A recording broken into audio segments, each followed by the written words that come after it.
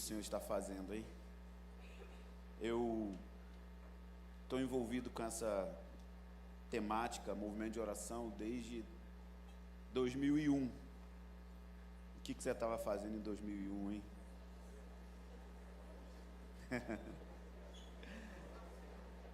Nascendo, eu estava nascendo. Estou me expondo aqui. Mas desde 2001, assistindo uma filmagem na internet de escada. Internet de escada. Você sabe o que é internet de escada? Eu peguei o site num livro de um irmão chamado Mike Bickle. E aí atrás no site tinha lá escrito Amigos do Noivo, escrito em inglês, né? E eu fui lá ver. Isso era 2001. E aí eu descobri que tinha um lugar no centro da América que tinha jovens orando anos, 24 horas, 7 dias na semana. E eu olhei aquilo, eu era muito apaixonado por estudar a história dos avivamentos, e avivamento é totalmente conectado com muita oração. Com muita oração. E quando eu vi que tinha um grupo de pessoas no meio da América orando sem cessar, nunca fecharam as portas, e hoje já estão completando, se eu não me engano, indo para 24 anos nisso, 24 anos. Aquilo cativou meu coração. Mas eu era apenas um garoto do subúrbio do Rio de Janeiro, pobre, sem família, sem estrutura, sem nada. E o Senhor colocou um sonho no meu coração que durante tempos e tempos, até os meus amigos achavam loucura, e até hoje muitos ainda acham. Então a gente está envolvido com uma coisa que eu senti muito forte no momento da adoração. Pode não fazer sentido para muita gente hoje, como muitos anos atrás não fazia sentido quando eu falava sobre ter um lugar onde a adoração e a intercessão nunca param. Pode não fazer sentido para muitos pastores ao redor do Brasil. Não faz sentido manter um lugar aberto, gastando energia, luz, ar, com jovens com violão na mão, cantando, na maioria das vezes, para uma sala vazia, porque essa é a realidade do movimento de oração. Muita gente chega com seu violãozinho nas costas, achando que vai se tornar um cara famoso no Spotify, vai bombar e pá. E a maioria das pessoas, eles vão ficar dentro de uma sala cantando para ninguém. Em dias chatos, em dias difíceis, turnos que você vai com febre, doente, turnos que você vai depois brigar com a esposa. Não é romântico.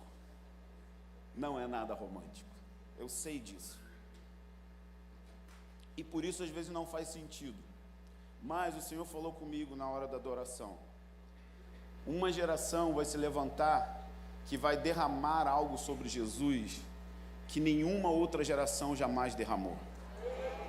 Eles vão provocar o coração de Deus ao ponto que Deus vai falar: eu agora quero contar a sua história. Assim como ele disse: Maria, por causa da forma que você derramou sobre mim, eu quero contar a sua história. O Senhor falou isso comigo esse dia no meu escritório. O que você quer? Você quer contar a sua história ou você quer que eu conte a sua história?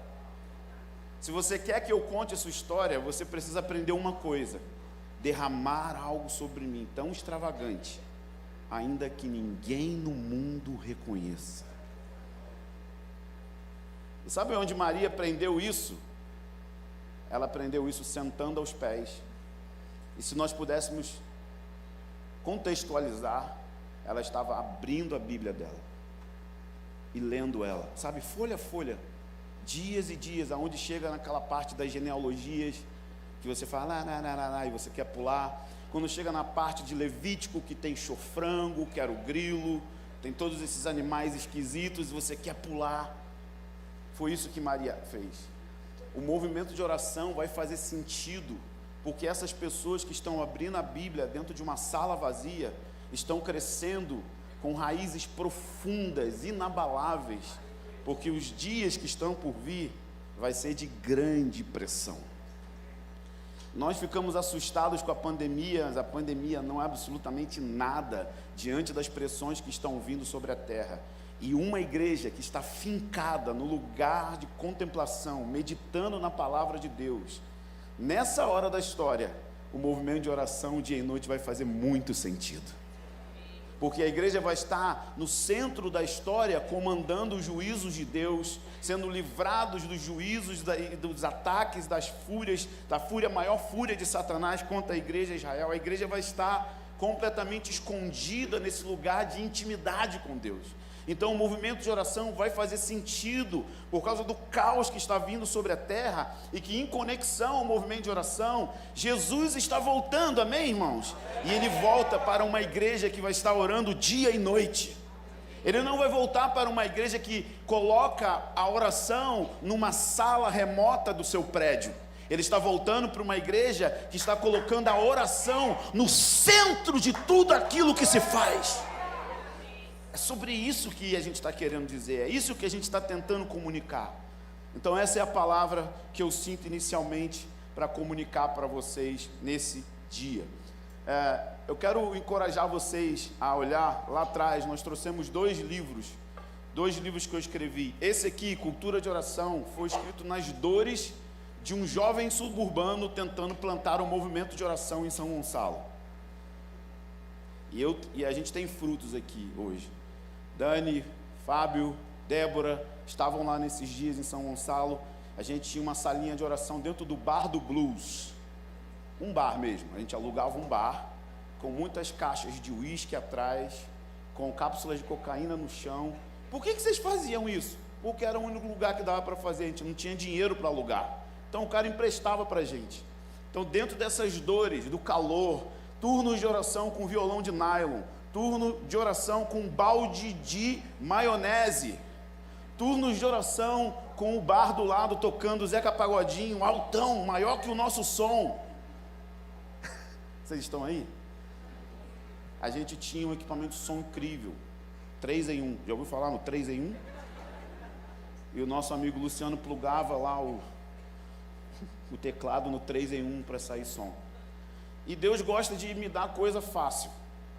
7, 8 anos depois, ele me colocou no centro do maior centro de prostituição do Rio de Janeiro. É onde é a casa de oração incessante hoje. Estamos lá há 10 anos. 10 anos orando num prostíbulo. Então, Cultura de Oração é um livro que nasceu no meio da dor, das minhas frustrações no que diz respeito à oração e das minhas frustrações olhando como levar a igreja a orar. Então, basicamente, tem a ver com dar ferramentas para a igreja aprender a orar de forma consistente. Esse eu vou sortear para alguém.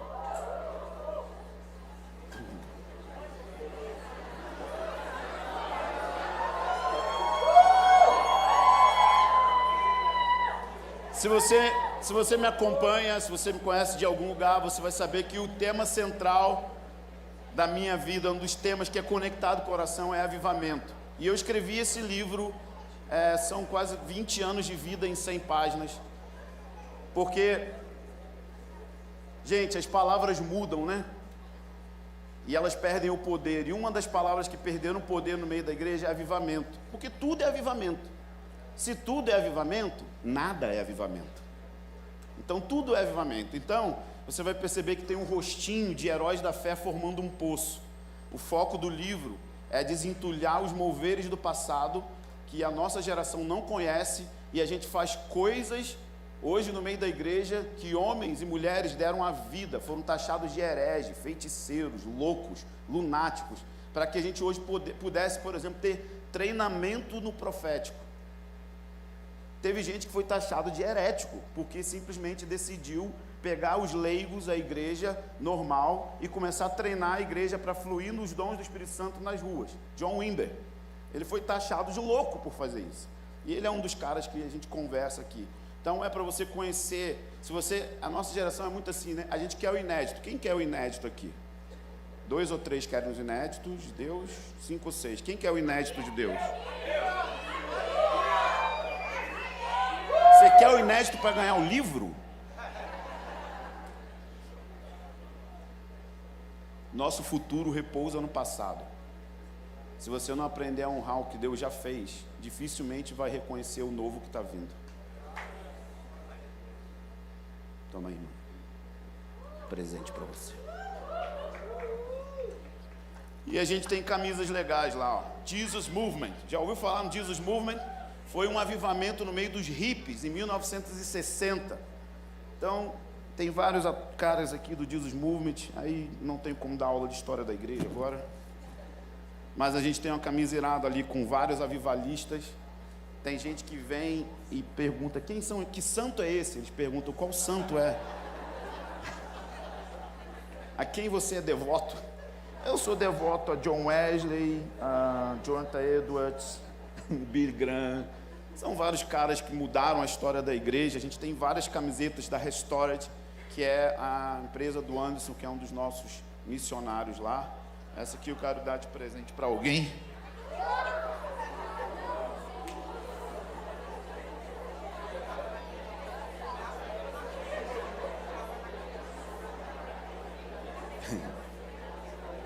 Quantos querem um livro de avivamento?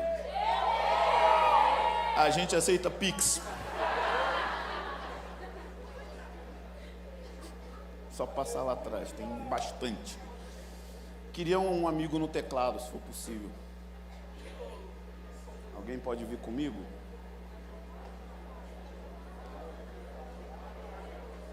Queria que você fechasse os seus olhos agora por um minuto. Queria que você colocasse os seus olhos em Jesus.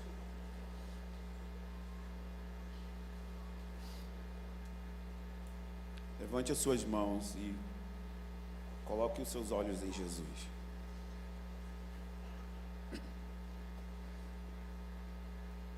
A gente não veio aqui para uma apresentação. Nós viemos aqui para ter um encontro. E uma das coisas mais fáceis é colocar os nossos olhos nele. Olhe no rosto dele agora. O nome disso é contemplação. Contemplar no grego significa ver com os olhos da mente. Olhe com os olhos da mente para o rosto do Deus homem, Deus em carne, o judeu. Jesus, Yeshua. Olhe dentro dos olhos dele agora. Olhe para o rosto dele. O que você vê?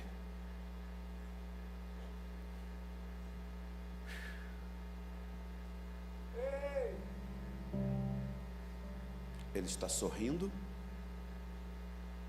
Os olhos dele são gentis, mas são terríveis também. A alma de Jesus está consumida com o conhecimento de Deus Pai. E Deus é fogo consumidor. Vamos lá, olhe para Ele. Pratique a presença dEle.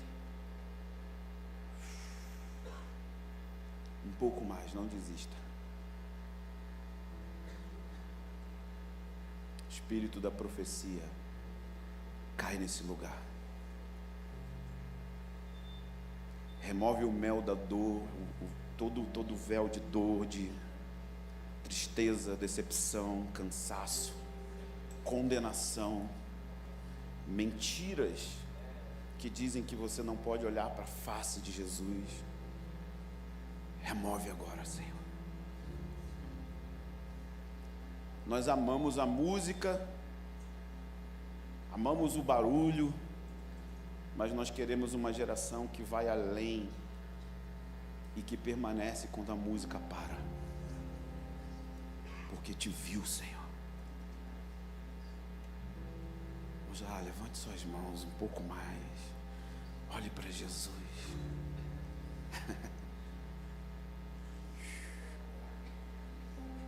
Se você consegue orar no Espírito, em outras línguas, comece a fazer isso por alguns minutos. Vamos lá. Aumenta a consciência da presença de Deus aqui, Senhor. Tem muita coisa acontecendo. Mas nós precisamos que você toque esse lugar. Imagina se a nuvem dele descer aqui hoje e permanecer aqui por 4 meses. Imagina se Deus se mudar para aqui hoje, nessa reunião. Imagina se Ele... E aí a gente não consegue mais ter conferência. Imagina se Ele vem hoje e a conferência vira 30 dias de conferência. Eu estou muito atrás desse tipo de encontro. A gente precisa dar espaço para Ele. A gente precisa dizer para Ele, a gente tem coragem de sair da frente. A gente tem coragem de interromper a agenda. A gente tem coragem de parar. Porque nós queremos que você lidere.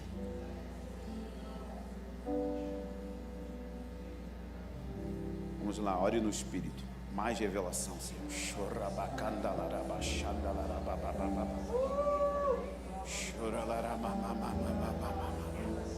A Bíblia diz que quem ora em outras línguas não fala a homens, fala a Deus. Fale com Deus agora. Fale com Deus agora. Edifique o seu espírito. Fale com Deus agora. Fale com Deus agora. Aí na galeria, levante suas mãos.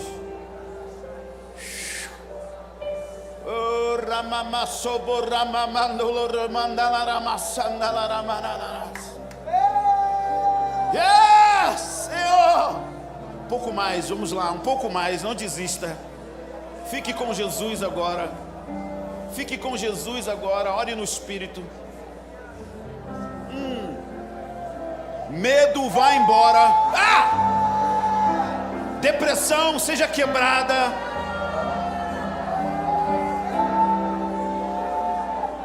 Condenação seja removida desse lugar.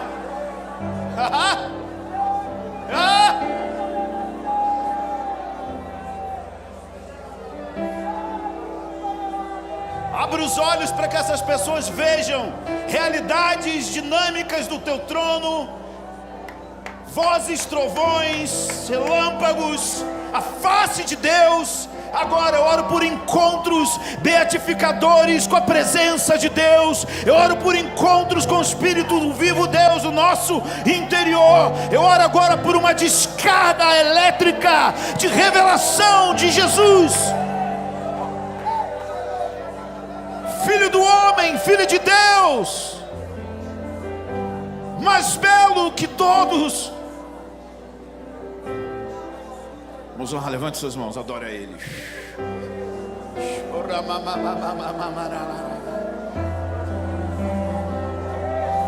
Se você viesse aqui nessa manhã, Senhor. Se você viesse aqui e nos tocasse, e nunca mais seríamos as mesmas pessoas. Se você nos tocasse realmente em um lugar que o homem não pode tocar, em um lugar onde a pregação não pode ir,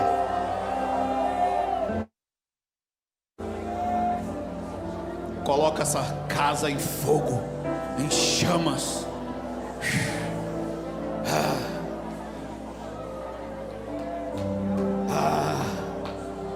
Coloca o Brasil em chamas, Senhor. Coloca a nossa nação em chamas.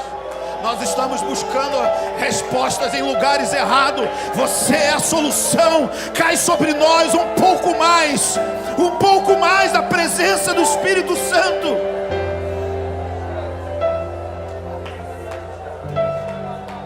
Libera o chamado para o aposento superior. Libera o chamado para a sala do andar de cima, aonde esperamos até que você venha.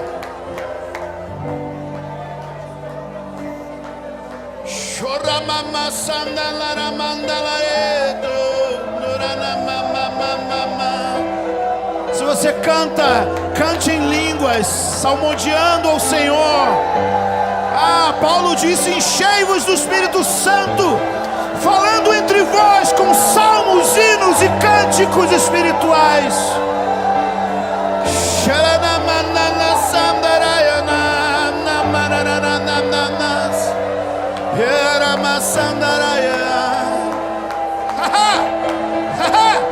pouco mais, Senhor. Uma descarga de unção.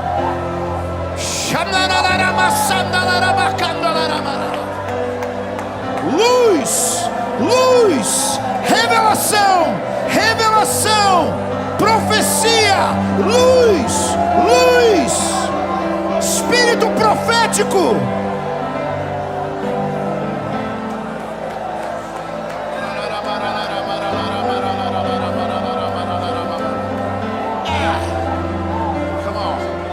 Vamos lá. Alguém precisa queimar, alguém precisa queimar. Vamos lá.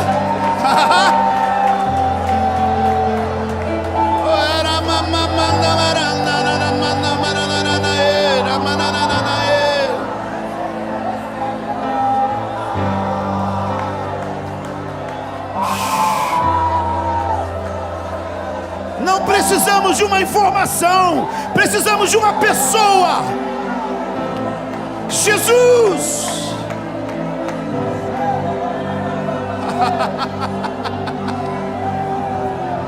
Dá-nos Jesus, dê-nos Jesus.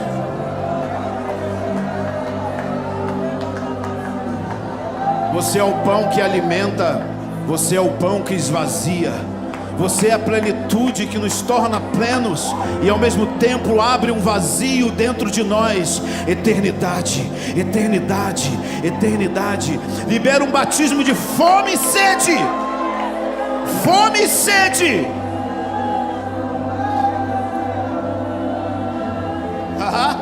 Vamos lá.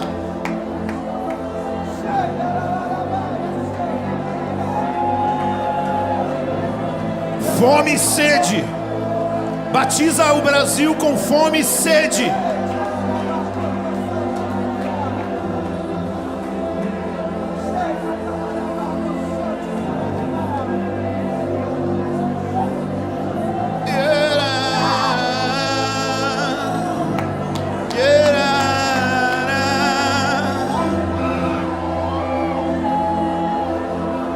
Sim, Senhor. Eu não nasci para ficar rico, não. Eu não nasci para ter likes. Eu não nasci para ser best-seller. Eu nasci para a eternidade. Você é aquele que pode preencher o vazio eterno dentro de mim que clama todas as noites.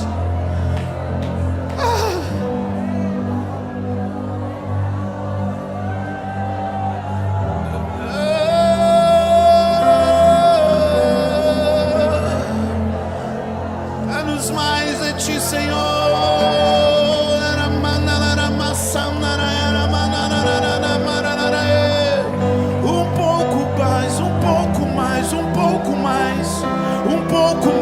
Dê-nos Jesus, dá-nos Jesus, dá-nos Jesus. Abre a padaria, Senhor. Abre a padaria celestial e libera o pão para a casa do pão. Abre a padaria do céu. Faz chover pão do céu. O pão que sacia a fome. O pão que sacia a fome. Faz chover aqui pão do céu.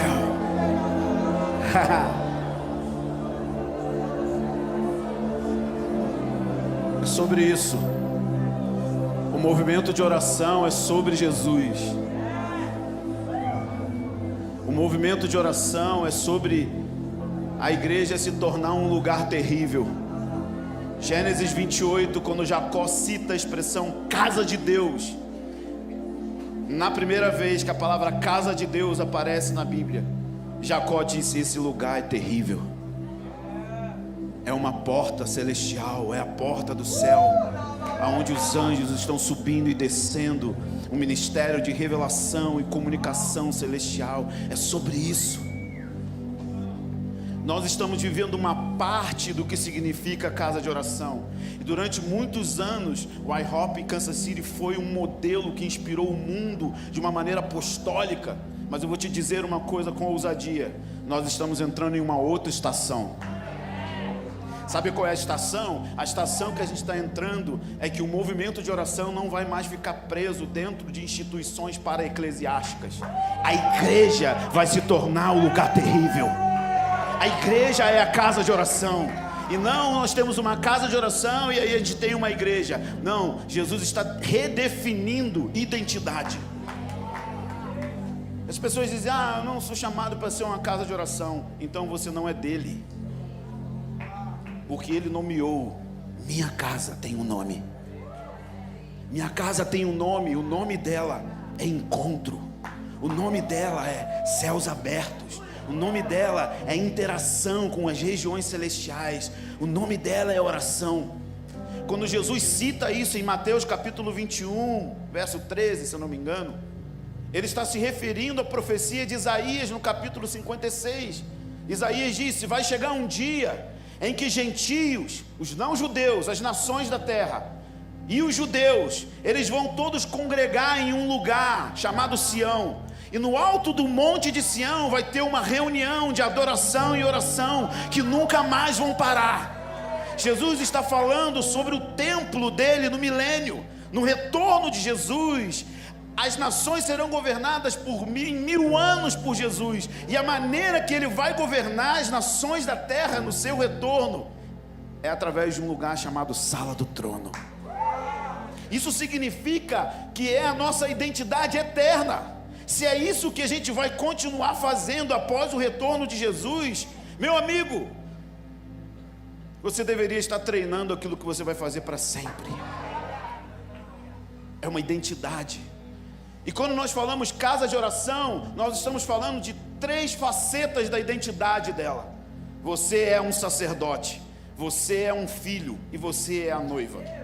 Quando a gente diz casa de oração, essas 3 coisas estão embutidas. E todas elas têm fatores redentivos e escatológicos. Você foi comprado com sangue, Apocalipse capítulo 1. Você foi comprado, você foi salvo, você foi redimido, você foi conquistado e justificado na cruz pelo sangue do Cordeiro. Não para ir para o céu, mas para se tornar um sacerdote diante dele.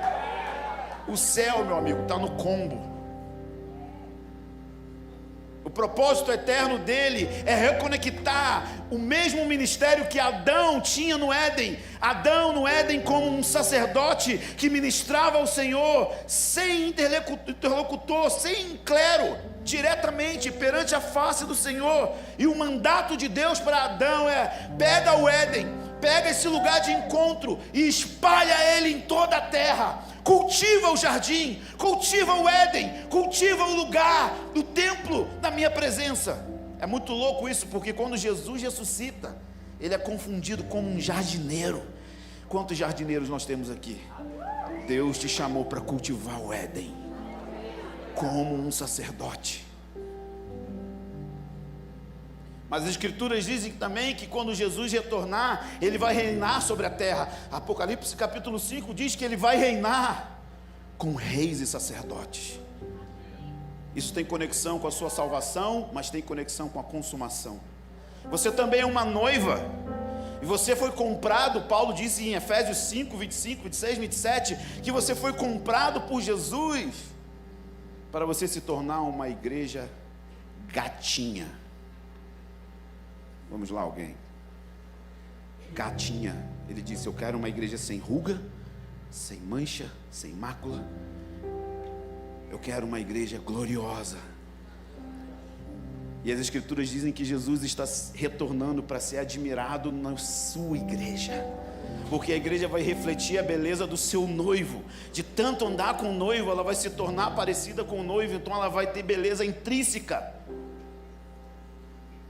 Mas as escrituras dizem também que antes do retorno de Jesus, o Espírito Santo, o Espírito de oração, ele vai se unir à igreja, e nós vamos liberar um gemido chamado: vem, Maranata, Maranata.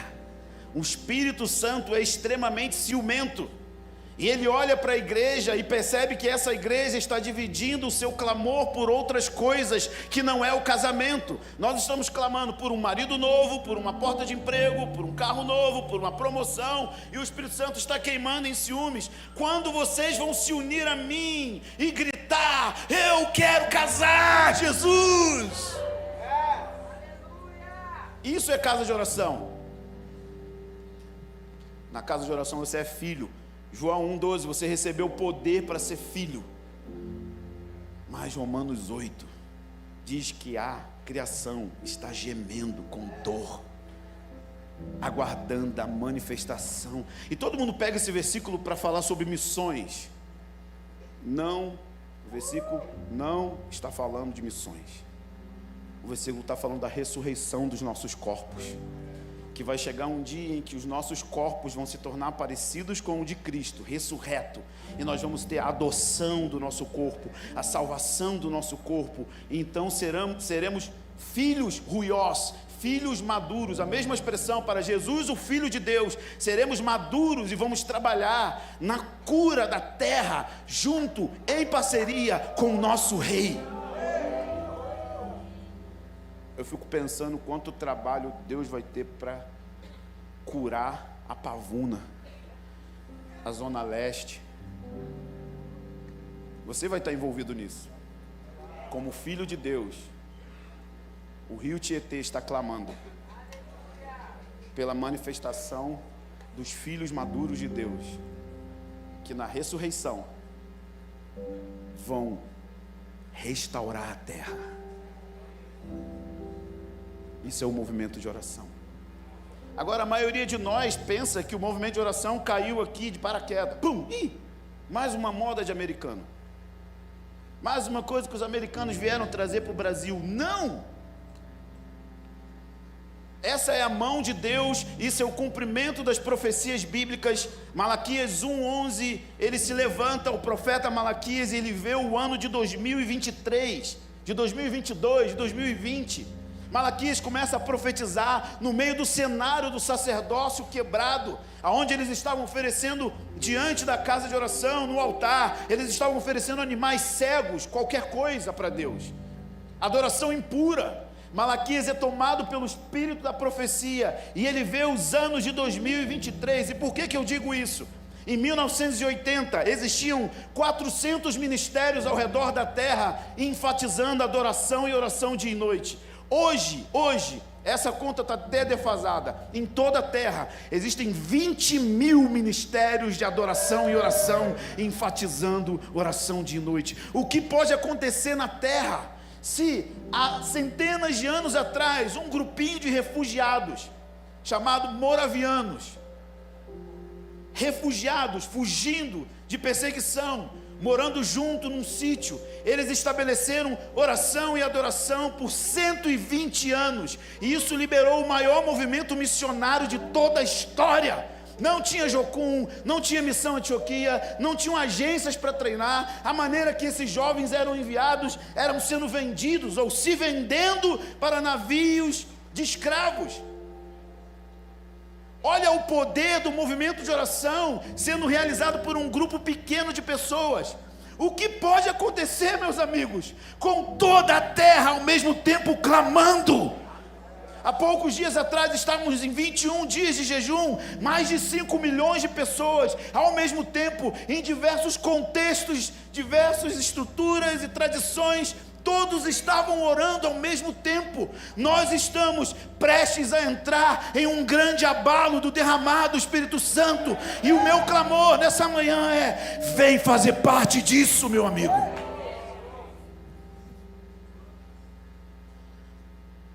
Será que orar dia e noite é bíblico? Será que isso é aceitável para a igreja local? Será que isso é bom para a igreja local? É um retumbante sim. Sim. Porque quando nós estamos comunicando sobre casa de oração, eu conversei isso com o Vini, a gente precisa deixar claro o que a gente quer dizer. Quando a gente está dizendo que a igreja é uma casa de oração, tem identidade. Quando a gente está dizendo que a igreja vai se tornar uma casa de oração, tem a ver com copiar uma estrutura.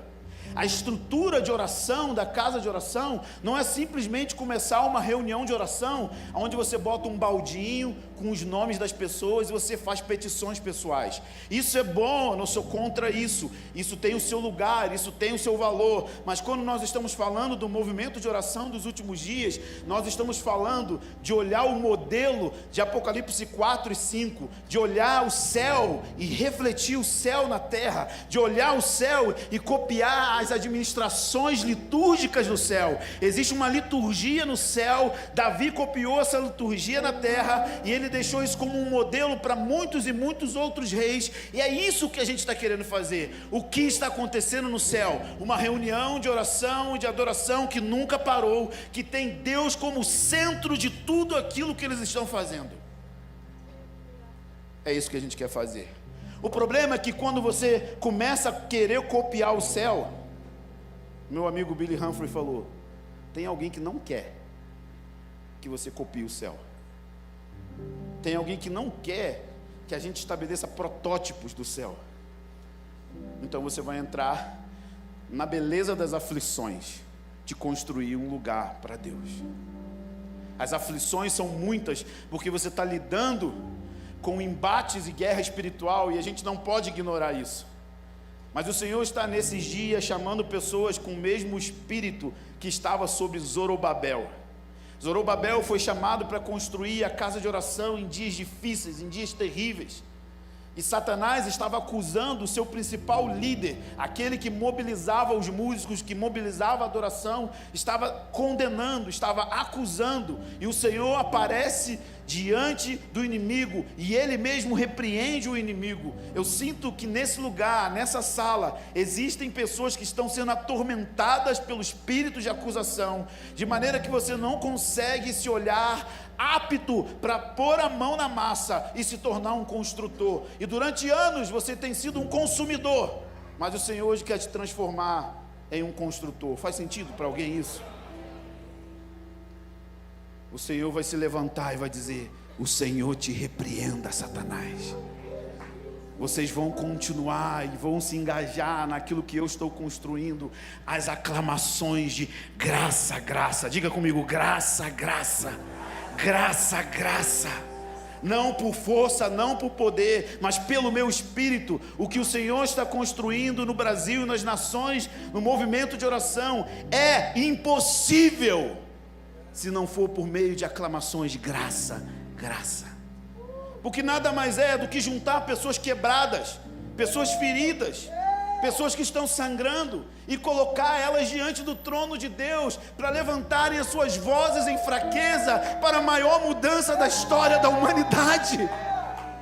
Não tem a ver com um grupo de elite, de super espirituais, não. O Senhor está chamando o seu povo quebrado, e Ele está removendo a acusação do meio do seu povo, para que você se torne um construtor, de maneira que você não vai construir por 6 meses, mas por 100 anos.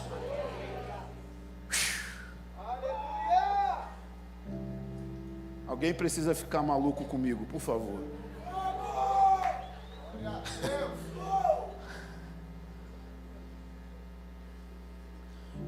O movimento de oração, ele tem 3 fundamentos.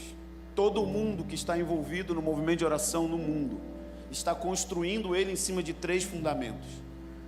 Primeiro fundamento: a dignidade de Deus. Se você entrar dentro da sala de oração nesse momento, se você for lá, se você abrir as escrituras e você olhar Apocalipse 4 e 5, tem uma reunião de adoração e de oração acontecendo lá. Mas eles não estão orando porque eles estão pedindo avivamento. Pode ser que você leve 50 anos na sala de oração e o avivamento não vem. Pode ser que você leve sua vida inteira orando pelos propósitos de Deus, para que eles aconteçam na sua geração, e eles não acontecem. Na sala do trono, as reuniões de oração não estão acontecendo porque eles querem que alguém seja curado. Não tem esse problema no céu, eles não têm enfermidade nenhuma. Portanto, a adoração que está acontecendo no céu não é baseado naquilo que Deus pode fazer, é baseado em quem Ele é. Fica comigo. Sabe o sol que nos ilumina? dentro do Sol caberia 1 milhão de planetas terras. Você está aqui? Não buga não. Dentro do Sol caberia 1 milhão de planetas terra. Se você fosse até o Sol, num jato mais rápido da humanidade, você levaria 21 anos viajando até o Sol. E o salmista diz que Deus fez o Sol com um sopro.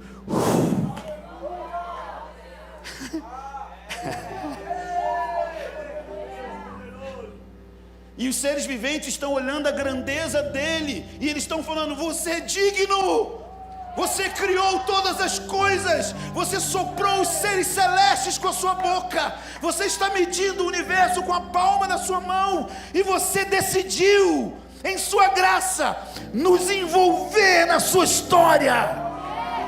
Tu és digno. E se não vier avivamento, eu vou para a sala de oração, ele é digno. E se vier a grande tribulação, me perguntaram, e se vier a grande tribulação, e se começarem a perseguir a igreja, ele é digno. E se eu estiver desanimado, depressivo, cansado, ele é digno. O fator e o combustível máximo da oração incessante é descobrir a grandeza de Deus. E é por isso que os seres viventes não desistem. Eles não desistem porque são anjos. Eles não desistem porque eles estão cheios de olhos.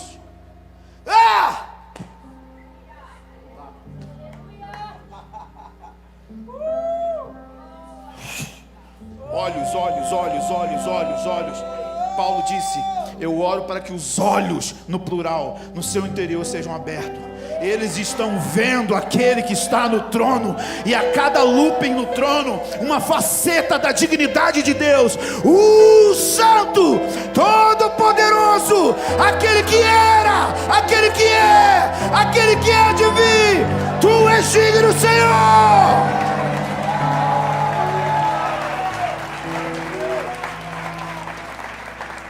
A pergunta é: o que você está vendo? O movimento de adoração e oração começa com boa teologia, estudando quem Deus é. Nada mais, nada menos, o que eles estão fazendo é dando uma resposta aos atributos de Deus. Isso precisa chocar a gente. Quando você olha para o atributo da misericórdia, significa que Deus pega o coração. A palavra misericórdia é Deus pôr o coração dele nas nossas misérias. Quando nós olhamos para a cruz, o Deus amaldiçoado no madeiro, que se fez maldito por nós, ele perdoou os seus pecados do passado, amém? Que amém triste. Vamos lá. Mas ele perdoou os pecados que você ainda vai cometer.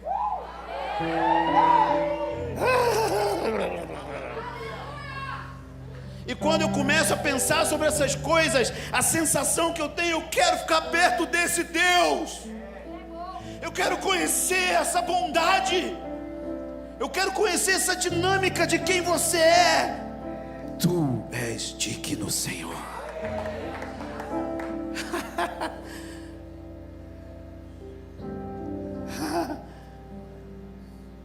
O segundo fundamento do movimento de oração é a palavra justiça.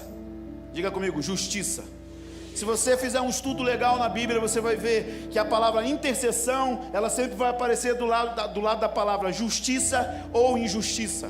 Isaías 59 diz que o profeta olha com os olhos de Deus a geração dele, e ele diz: a verdade recua, a justiça está quebrada, o mundo está cambaleando como um bêbado por causa da falta de justiça, e ele fica apavorado com a falta de justiça. Mas o que deixa Deus mais assustado não é a injustiça, mas é que não tinha alguém para se colocar entre a injustiça e Deus.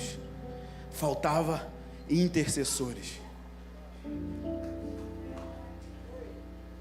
A injustiça não pode ser resolvida com práticas de justiça social. Na verdade, justiça social nem está na Bíblia. A gente inventa um monte de nome que não está na Bíblia. na Bíblia tem a palavra justiça. Nem sempre ela é social. Às vezes ela é antissocial. Vamos lá? Você está comigo ainda? Tem um jovem que ele saiu de casa, queimou toda a sua grana, comeu tudo de comida, porcos, comeu com os porcos, perdeu tudo, prostituição, e se endoidou. E um dia ele voltou para casa. Ele falou: vou voltar para casa, porque comer com porco lá na casa do meu pai é melhor a comida. Ele voltou para casa porque ele estava arrependido? Sim ou não, gente? Não, ele voltou porque estava com fome. Se alguém põe uma ONG no meio do caminho, dá comida para ele.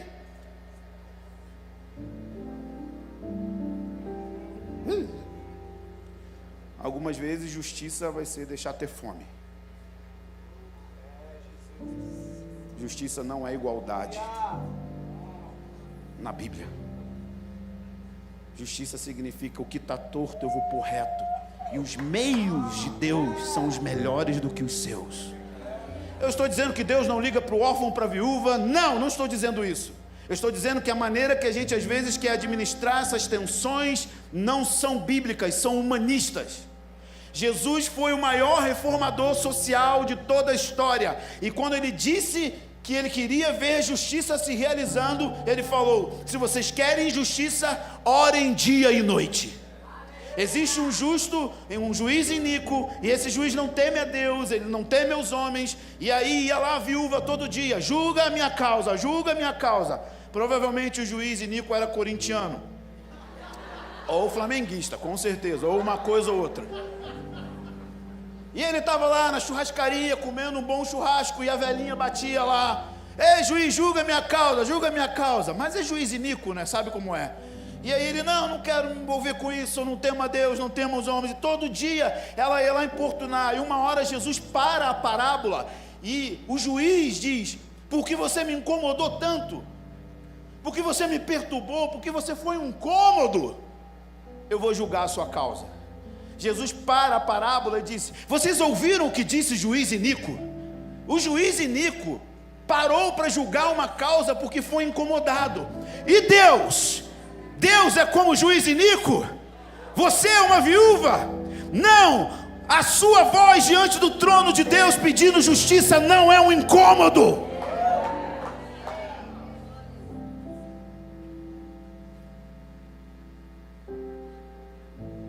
Ele fará justiça. Ele vai consertar tudo que está torto. Ele vai julgar cada pedófilo. Ele vai curar o câncer. O problema é que grande parte da justiça de Deus não vai ser feita nessa era.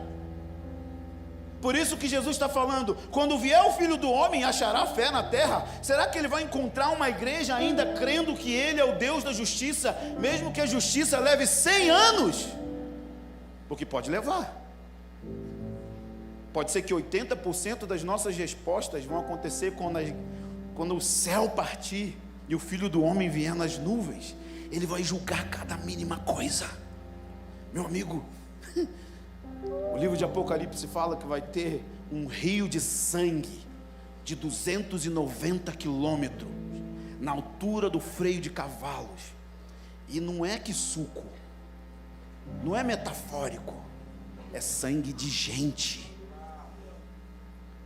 Gente que vai ficar deliberadamente contra o rei, juiz e noivo.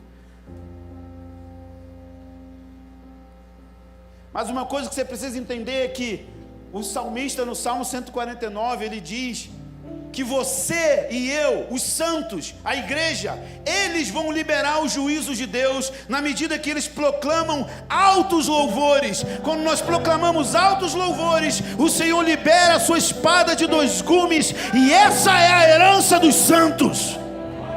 Você não precisa ficar com medo dos juízos de Deus, porque os juízos de Deus não é para a igreja. Os juízos de Deus vão cair ao redor de um sistema ímpio, de um sistema babilônico que vai ficar contra ele. Justiça. Tem um clamor na humanidade por ele. E alguns estão levando esse clamor para um lugar certo, outros levando para um lugar errado.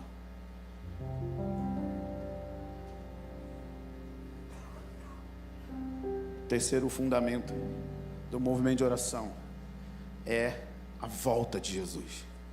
Muitas pessoas perguntam: onde vai estar a igreja no livro de Apocalipse? Abra comigo Apocalipse 8.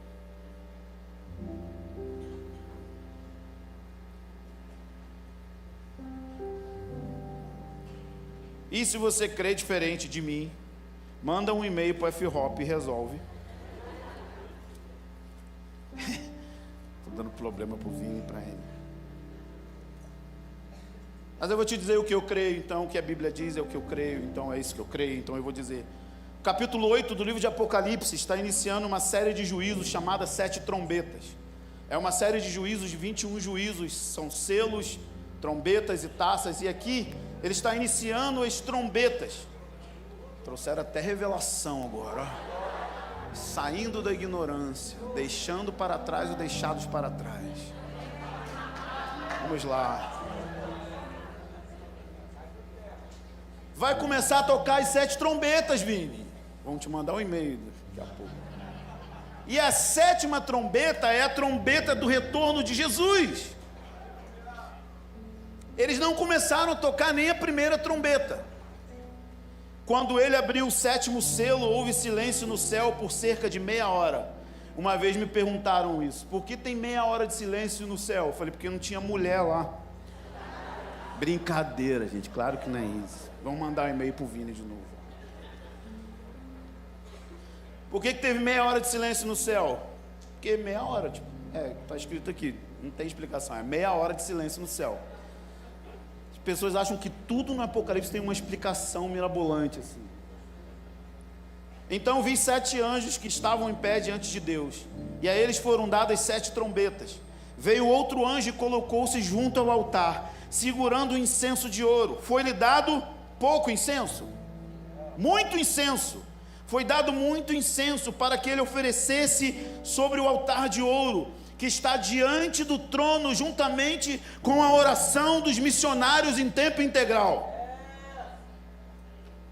Oi. Olá. Vocês estão aí? Quem vai estar orando antes do retorno de Jesus? Diga, eu. Todos os santos, misturando incenso da terra com incenso celestial, antes das trombetas serem tocadas. Da mão do anjo subiu diante de Deus a fumaça do incenso, com a oração dos santos. Em seguida o anjo pega o incensário. Calma, pausa. Vocês lembram de Isaías? Lembram de Isaías, capítulo 6? Veio um bichão chamado serafim. Diga, serafim. Serafim é um anjo que queima, é um anjo de fogo. E aí o serafim, ele é fogo puro, ele é totalmente em chamas. E aí quando ele vai pegar a brasa lá do trono de Deus, ele não pega com a mão.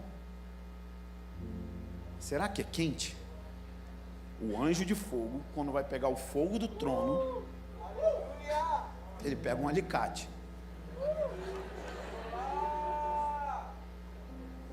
Aí olha só. Em seguida um anjo pegou o incensário e pegou fogo do altar e jogou sobre a terra. O fogo do altar, que o anjo não põe a mão, vai cair sobre as nações da terra. Relâmpagos vão cair sobre a terra. Terremotos. Sabe, Apocalipse está dizendo que a gente vai viver Atos 4. Quando eles oravam para ser cheio do Espírito Santo, diz que teve... tremeu. Nós vamos estar orando para acelerar os juízos de Deus, para que se inicie o toque das 7 trombetas, a saber, a última trombeta, o retorno de Jesus. Não existe a menor possibilidade de falar do movimento de oração e não entrar em escatologia, e não entrar no retorno de Jesus. O Espírito Santo vai se unir à igreja antes da volta de Jesus e vai produzir saudades dentro do nosso coração, e nós vamos chamar Maranata. A igreja não vai estar escondida, ela vai estar liberando o plano e o propósito de Deus. Antes do retorno de Jesus, nós vamos apressar a vinda do dia do Senhor.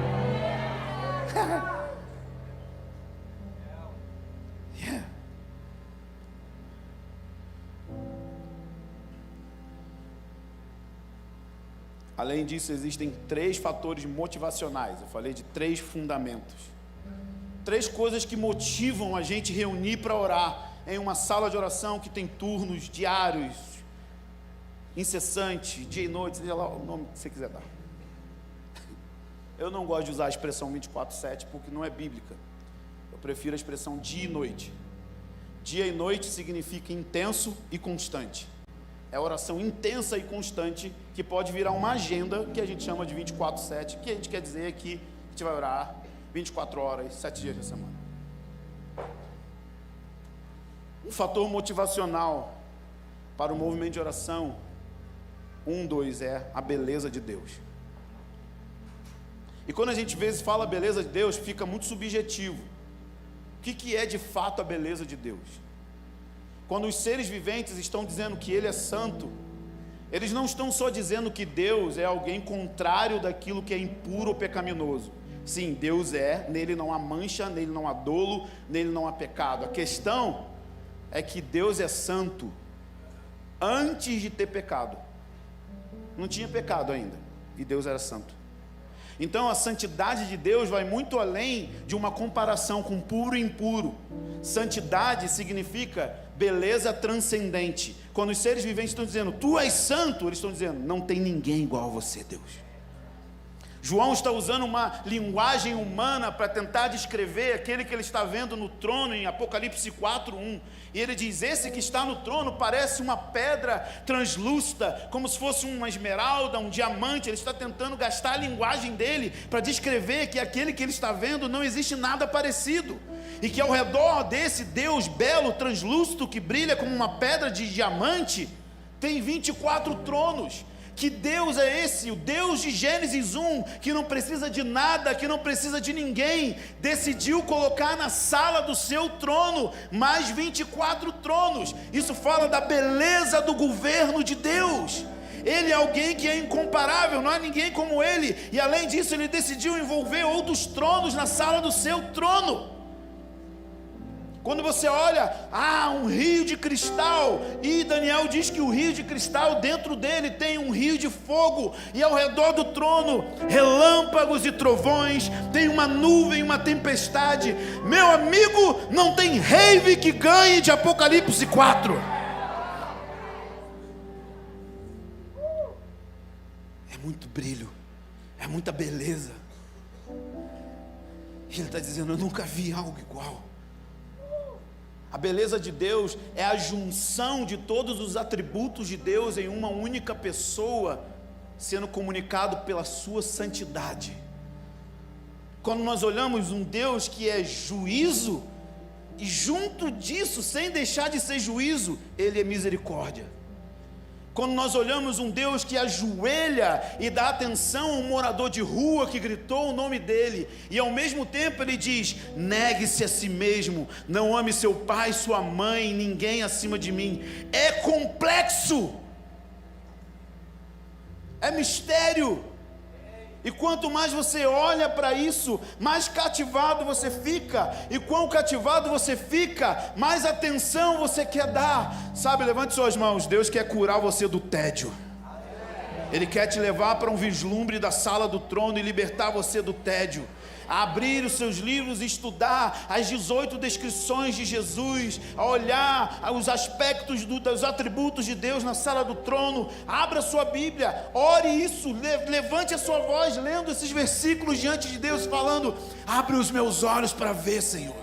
Abre os meus olhos para ver o Deus translúcido, que brilha, que habita em luz inacessível. Abre os meus olhos para ver sua justiça e a sua bondade, sua verdade e o seu amor. Todas essas coisas te completam, e não há nenhum Deus na terra tão belo como o Senhor. A beleza de Deus nos motiva a permanecer. O segundo fator motivacional do movimento de oração é que vai ter uma grande colheita de almas. 1 bilhão de almas vão nascer para dentro do reino de Deus, fruto da sua oração. Sabe, eu ouvi isso uma vez e mil vezes, e eu ouvi e vou falar de novo. Uma velhinha de 84 anos, ajoelhada dentro do seu quarto, é mais influente do que o Joe Biden. 2 ou 3 animados. Com seus joelhos em um lugar onde ninguém está vendo, centenas de muçulmanos estão sendo salvos agora.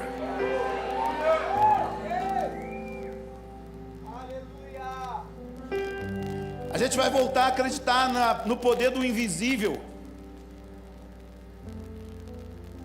Uma grande colheita está vindo como resultado da oração da igreja. Mateus 24:14, o evangelho do reino vai ser pregado em cada etnia, porque o movimento de oração, ele é uma estufa apostólica, é o protótipo de Atos 13, Antioquia. Havia profetas e mestres, eles estavam diante do Senhor ministrando, esperando, até que houvesse um envio do Espírito Santo. Grande parte do movimento missionário nos últimos anos foi feito por meio de um alto envio. Deus está virando a chave, está trazendo a igreja para um lugar de oração. No lugar de oração, o Espírito Santo vai vir e ele vai começar a pensar jovens brasileiros para derramar o seu sangue no Oriente Médio, para derramar o seu sangue na África, para derramar o seu sangue nos becos, nas favelas do Rio de Janeiro. Vai acontecer um equibalo de fato como resultado das suas orações. E sabe qual é o lance? Quando você começar a orar, Deus vai fazer você vítima da sua própria oração.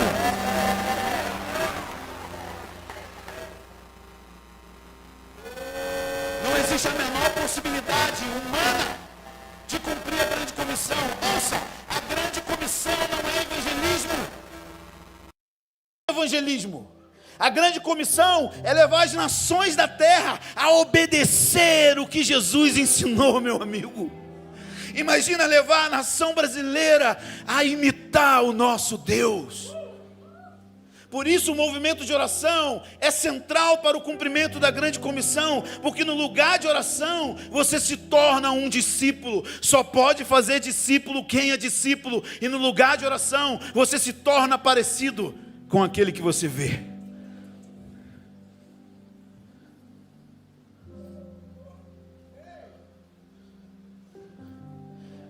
Eu sou da época que os jovens vinham para a igreja abraçados com as bandeiras das nações. Agora os jovens vêm ansiando ser alguém,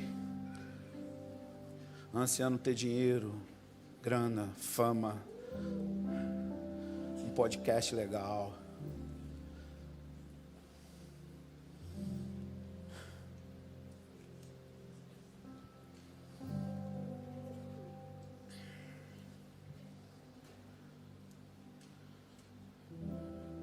O problema não está na colheita. O problema está no método que a gente está usando para resolver a colheita. O método que Jesus ensinou é rogai.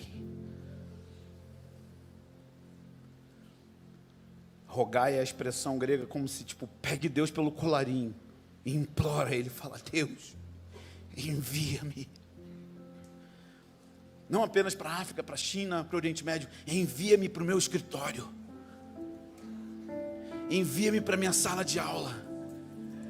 Envia-me para os becos, pelas vielas. Envia-me nas praças de alimentação. Envia-me, Senhor. Envia-me. Me batiza com a sua compaixão pelo quebrado, pelo ferido. Envia-me, Senhor. Envia-me, Senhor. Envia-me com poder para profetizar, curar os doentes, expulsar os demônios, para a grande colheita antes do fim dos tempos. Envia-me, Senhor. E por último, um fator motivacional do movimento de oração é avivamento. Muitas pessoas no movimento de oração desprezam o avivamento, porque a gente fica muito negativo por conta da nossa escatologia. E aí tem dois problemas aqui, tá?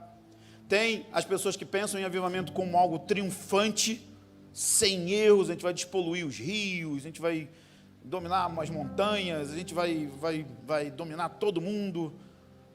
E tem o outro que é tipo, não vamos fazer nada. Tá com câncer, fica com câncer mesmo, uma hora não. É legal, Deus está te provando. Sabe, eu moro no Rio de Janeiro. Rio de Janeiro não é para amadores. Eu moro num bairro legal, na Tijuca.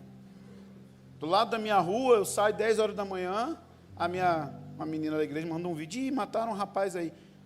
Aí você pensa assim, mataram, deram um tiro de 38. Não, é 2 caras de fuzil encapuzado, 10 da manhã, saiu. Um deu na cabeça, o outro deu no chão.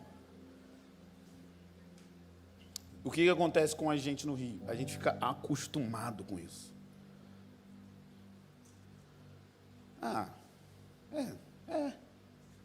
É assim. Então, esse lado de é assim é errado. O outro lado, que é triunfalista, também é errado. Mas tem uma posição bíblica que é: avivamento é quando Deus se muda para a sua cidade. E se Deus se mudar para a sua cidade, você vai começar a incomodar os traficantes, por exemplo. Porque imagina se 50% da clientela deles converter. Tem alguém aí? Avivamento é olhar para o livro de Atos, que veio a glória de Deus e com a glória de Deus veio o revide. Veio a perseguição, veio a pressão, porque você está incomodando o império das trevas por meio de uma ação sobrenatural do Espírito Santo. Deus está morando em São Paulo. Deus morar num lugar significa que a presença física dele não é aquele culto que, senti um toque, e a outra pessoa no mesmo culto sai reclamando do culto. É Deus mesmo, assim, tipo, Ele total, num lugar, até que os inimigos de Deus vão saber que Deus está aqui. A pessoa mais terrível, ou ela vai nascer de novo, ou ela vai ser julgada. Não vai ter meio termo, não vai ter espaço para morno, não vai ter espaço para médio, não vai ter espaço para você ficar, dormindo na luz. Avivamento é uma coisa que acontece antes do retorno de Jesus. Joel 2:28 promete para cada um de nós que as nações da terra, elas vão ser batizadas na glória do Espírito Santo. Não vai ser um avivamento em Brownsville, não vai ser um avivamento em Asbury, não vai ser um avivamento no IHOP. O globo terrestre, ok? O globo terrestre. Velhinhas de 67, 68, 70 anos vão começar a dar ordem para a atmosfera, vão começar a fechar os céus, vão começar a dizer que tipo de temperatura deve ter na cidade ou não. Adolescentes vão para o shopping comer hambúrguer, vão voltar para casa contando que os paralíticos pularam na mesa do McDonald's. Os nossos filhos vão voltar para casa e você vai falar: o que houve aí na escola, meu amigo? Ele disse: eu expulsei 5 demônios das professoras de física. Eu estou falando de um avivamento que não está preso numa plataforma, não está preso em um banner, numa conferência. Eu estou falando do rio de vida correndo nas ruas da cidade, por anônimos, por pessoas que nunca vão cantar, nunca vão pregar, mães, donas de casa, senhoras, pessoas tão encharcadas do espírito da profecia. Não presuma, não ouça isso com o coração acostumado, não faça isso, sabe por quê? Em 1996, em Brownsville, um avivamento na Assembleia de Deus, os cultos que começavam às 7 horas da noite, tinha gente na fila, 3, 2 horas da manhã, rodeando o quarteirão, e eu nunca vi isso acontecer no Brasil. Nós traçamos uma falsa linha de chegada, e aí a gente fica acostumado com uma reunião com um pouquinho de profecia, com um pouquinho de mover, com um pouquinho de timbre. Tem a unção do norte, tem a unção do Rodrigo Rocha, aí a gente fica, caraca, Deus está aqui.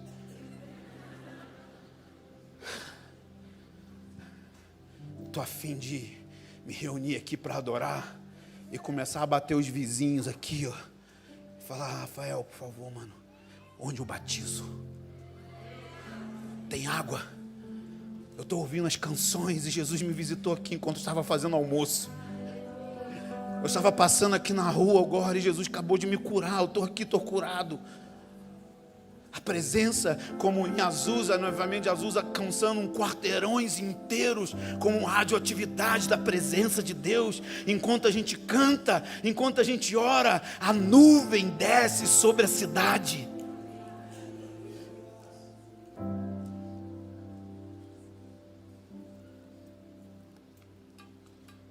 Fome. A sala de oração serve para gerar fome. Só que deixa eu te dizer, fome é feio.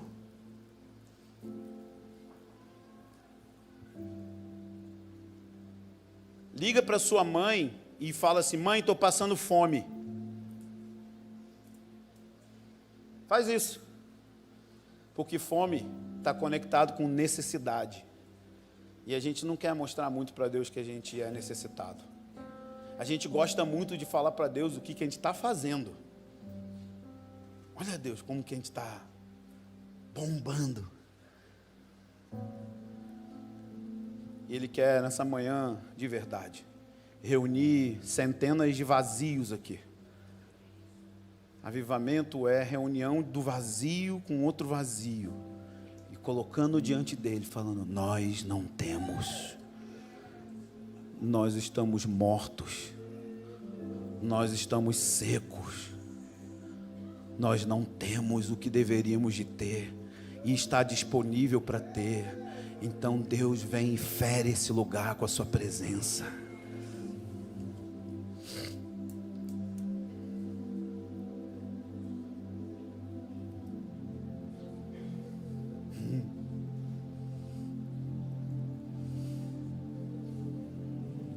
Levante suas mãos, vamos adorar o Senhor.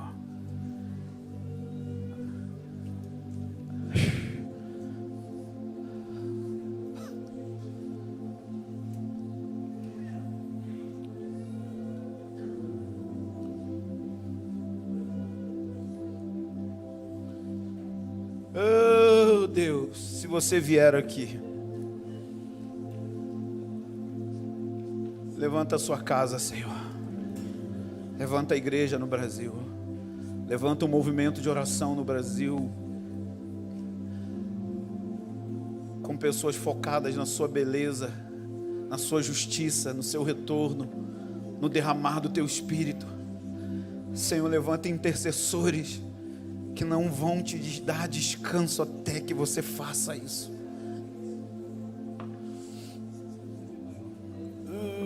Levante, fique de pé no seu lugar.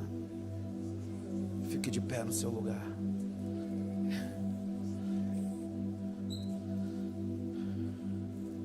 Se essa palavra faz sentido mesmo para você, então levante suas mãos como se você fosse receber um presente de Jesus.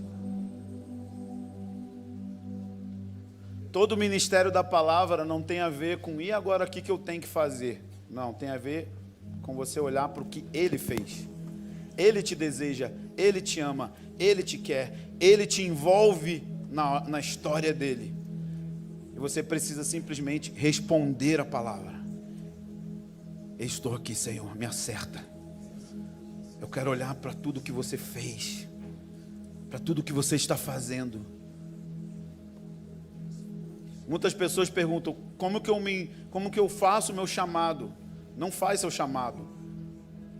Descobre o que Deus está fazendo na sua geração e se envolve nisso.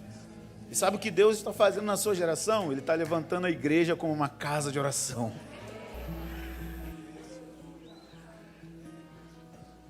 E nós precisamos da presença dEle. Vamos lá, levante suas mãos. Deus, eu oro agora por esse lugar, essa casa. Gentilmente, Espírito Santo, Se você puder vir e tocar a gente.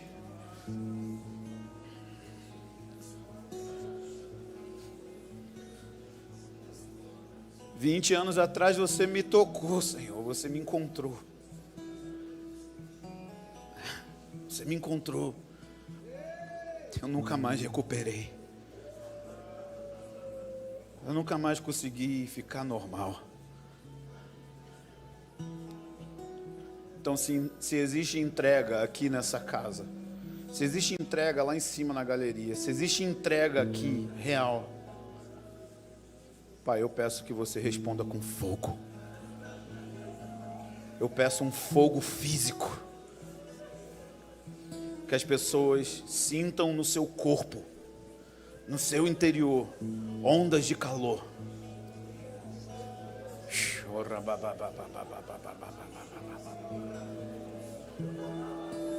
Espírito de oração cai sobre esse lugar. Assim como você veio sobre John Hyde, David Brennan, Frank Bartman, Daniel Nash. Espírito de oração cai sobre esse lugar. Gera orações nunca feitas antes. Gera orações e gemidos nunca feitos antes. Espírito de poder para orar. Espírito de poder para clamar. Espírito de poder para puxar realidades celestiais para esse lugar, nessa hora, agora mesmo. Vamos lá, sacerdotes, levante seu incensário agora. Levante seu incensário em todo esse lugar e levante a sua voz. Clame a Ele, clame a Ele, clame a Ele, clame a Ele, clame a Ele, clame a Ele, clame a Ele, clame a Ele. Senhor, queremos entrar num lugar terrível, onde os céus estão interagindo com a terra.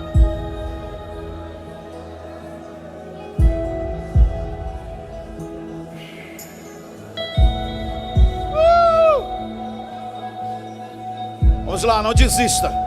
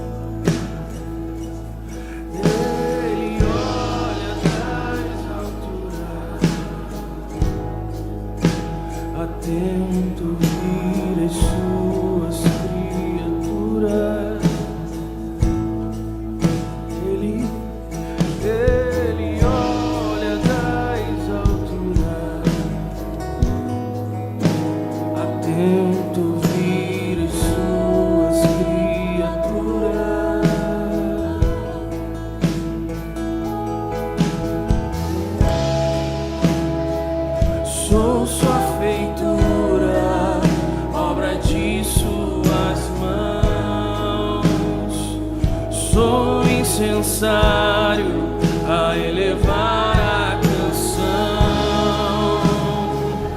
sou sua feitura, obra de suas mãos. Sou incensário a elevar a canção, sou sua feitura, obra de suas mãos. Incensário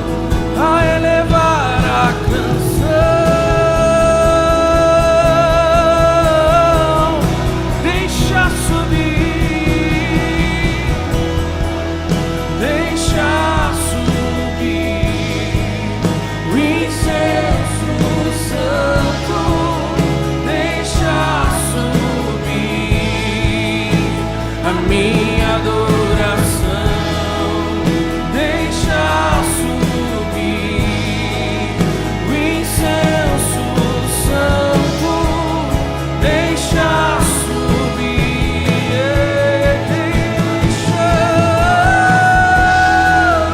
deixa subir o incenso santo, deixa subir a minha adoração, deixa subir o incenso santo, deixa subir a minha adoração, dia e noite, noite e dia, até que as taças estejam cheias, dia e noite, noite e dia, até que ele retorne à terra, dia e noite, noite e dia, até que as taças estejam cheias, dia e noite, noite e dia, até que ele retorne à terra, dia e noite, noite e dia.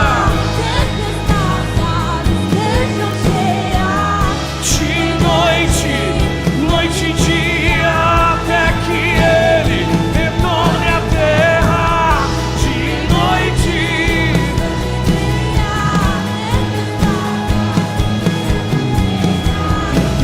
noite, deixa subir,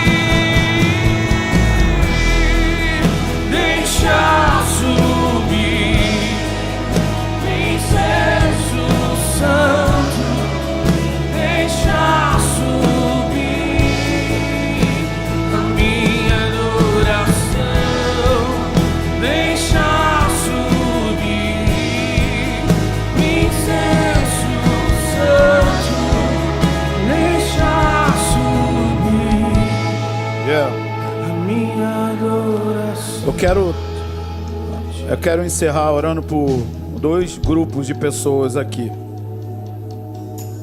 Talvez você está aqui e você é um cantor, um músico, e você nunca conseguiu conectar o que você faz com um movimento de oração. Para você é algo muito novo.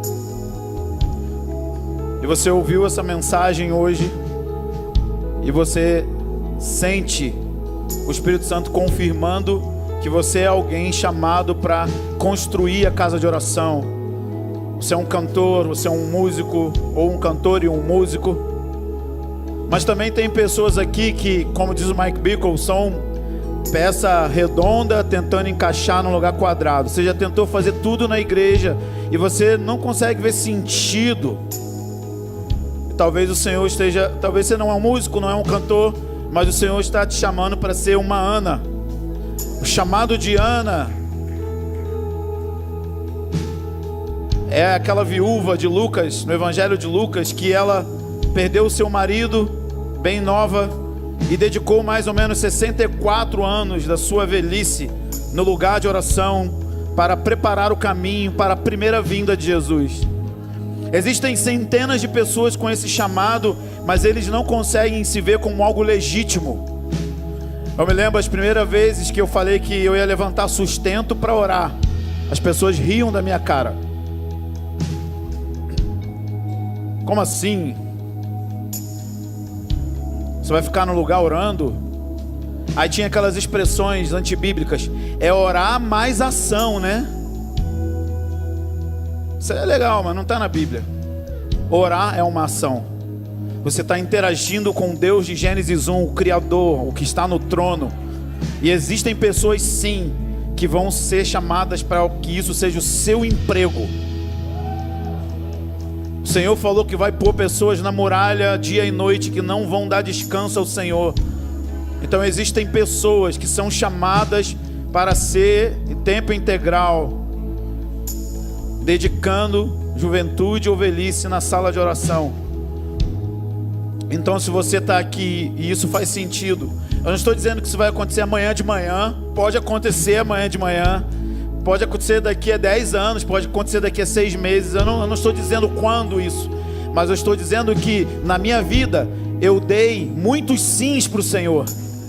E cada sim que eu dava para Ele era um depósito que Ele colocava dentro de mim para algo que eu iria sacar alguns anos na frente. Então, se você está aqui e você quer ser alguém chamado de Ana, pessoas que vão ficar 10 horas no lugar de oração, vão receber graça de Deus para ficar ali orando, contendendo diante de Deus por avivamento, por missões. Talvez nunca vão gravar um álbum, nunca vão escrever um livro, nunca vão pregar numa plataforma, mas vão mudar o mundo no lugar secreto.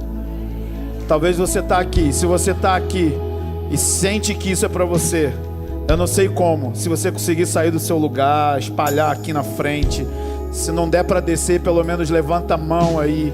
Mas se você está aqui e consegue vir rápido à frente, então vem rápido. Diz sim rápido para Ele.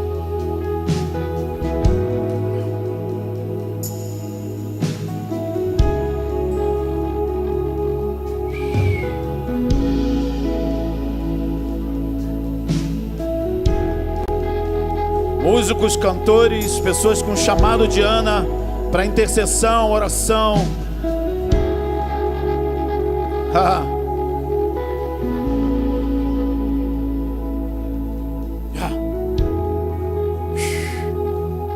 Vamos lá.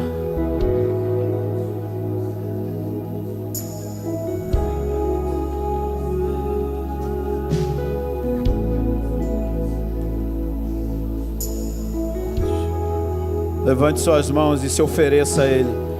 Tem um gasofilácio aqui, ó. Você é a oferta. O altar do holocausto é o altar onde nada sobrava, tudo era consumido para Deus, tudo era consumido para Deus. Tem um grande altar do holocausto aqui para o Senhor consumir com fogo. Pai, se existe entrega real aqui, eu peço que você libere teu fogo agora.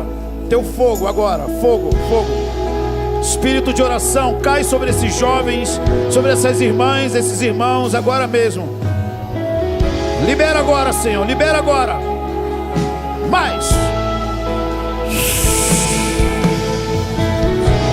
Fogo. Para cada avivalista, Deus vai levantar 7 intercessores. Para cada avivalista, 7 pessoas escondidas no lugar de oração, liberando a glória de Deus.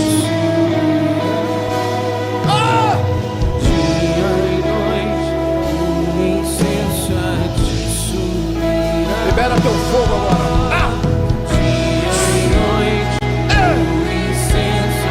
Libera teu fogo, Senhor. Espírito Santo, sela chamados, destinos, vocações. Libera teu fogo.